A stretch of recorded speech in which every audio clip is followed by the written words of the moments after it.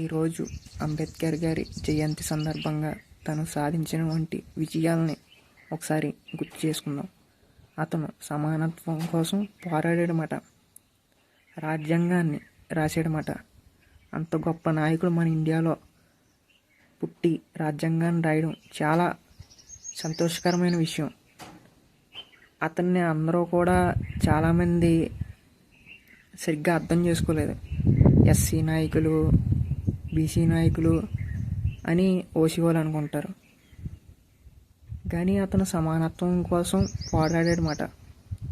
ఇప్పుడు కూడా గ్రౌండ్లో ఏంటంటే ఓసీలు బీసీలని ఎస్సీలని ఏంటంటే ఫస్ట్ బ్యాటింగ్ సరిగ్గా దిగనివ్వరు, తొక్కేస్తారు, సరిగ్గా మాట్లాడరు, తక్కువ కింద చూస్తారు, సమానంగా చూడరు. ఇవన్నీ కూడా ఇప్పుడు కూడా జరుగుతున్నాయి చాలా ప్రదేశాలలో.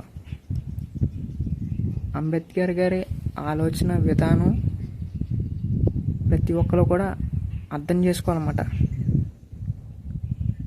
జై భీమ్, జై జై భీమ్.